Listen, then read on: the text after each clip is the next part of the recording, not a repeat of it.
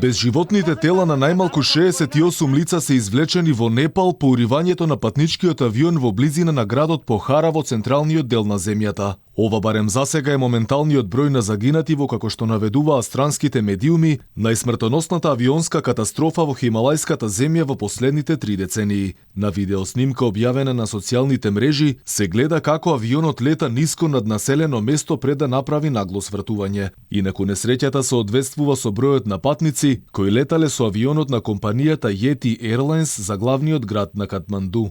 Инаку според компанијата во урнатиот авион имало вкупно 72 лица, од кои 68 патници и 4 членови на екипажот. Според представник на аеродромот, меѓу патниците имало и 15 странски државјани, и тоа австралиец, французин, аргентинец, 4 руси, 5 индици, 20 јужнокорејци и 1 лице од Ирска. Како што пренесуваат медиумите, извлекувањето на телата се одвивало многу тешко зашто авионот се урнал во клисура долга 300 метри.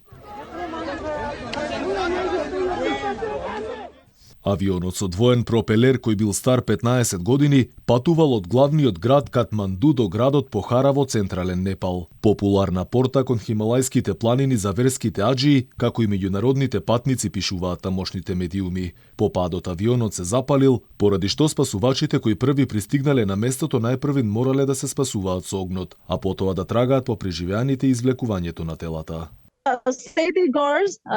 Кога стигнав таму, местото на несреќата веќе беше преполно. Имаше огромен чад што доаѓаше од пламенот на авионот, а потоа за кратко време дојдоа хеликоптери, рекоа на собраните граѓани. Инаку непалскиот премиер Пушпа Камал Дахал свика итен состанок по несреќата. Владата на Непал формираше 5-члена истражна комисија, која час поскоро треба да ги утврди причините за падот на авионот.